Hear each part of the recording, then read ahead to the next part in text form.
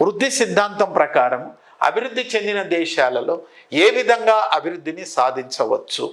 వృద్ధి సిద్ధాంతం ప్రకారము, వృద్ధి వ్యూహం ప్రకారము అభివృద్ధి చెందిన దేశాలలో ప్రజల ఆదాయాలు అధికంగా ఉంటాయి కాబట్టి మరి పెట్టుబడిని పెంచితే ఆర్థిక వ్యవస్థ యొక్క ఉత్పాదక సామర్థ్యం మరింత వేగంగా పెరుగుతుంది. ఆర్థిక వ్యవస్థ ఉత్పాదక సామర్థ్యం పెరగటం వల్ల పెద్ద ఎత్తున అంతర్జాతీయ ప్రమాణాలతో వస్తు సేవలను ఉత్పత్తి చేస్తారు. ఫలితంగా పెద్ద ఎత్తున ఉత్పత్తి కారకాలకు ఉపాధి లభిస్తుంది. ఉపాధి లభించటం వల్ల ఉత్పత్తి కారకాల ఆదాయం పెరుగుతుంది. ఆదాయం పెరగటం వల్ల ఒకవైపు వినియోగం పెరిగి మరొక వైపు పొదుపులు పెరిగి ఆర్థిక వృద్ధి వేగవంతం అవుతుంది. అదేవిధంగా వృద్ధి సిద్ధాంతమును అల్పాభివృద్ధి దేశాలలో కూడా సత్వర అభివృద్ధి సాధనకు ఉపయోగించుకొనవచ్చు అంటాడు ఎవరు? హారెడ్ డోమర్.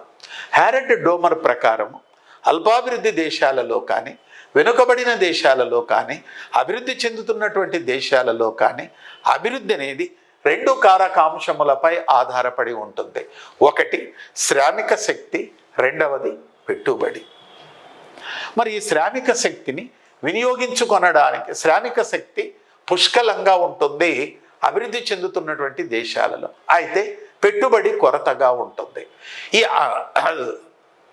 ఈ శ్రామిక శక్తిని అంతటిని కూడా వినియోగించుకోవాలంటే పెద్ద ఎత్తున పొదుపులను ప్రోత్సహిస్తే పెట్టుబడి పెరిగి ఈ శ్రామిక శక్తిని వినియోగించుకోవటం వల్ల అభివృద్ధి అనేది జరుగుతుంది అంటాడు ఎవరు?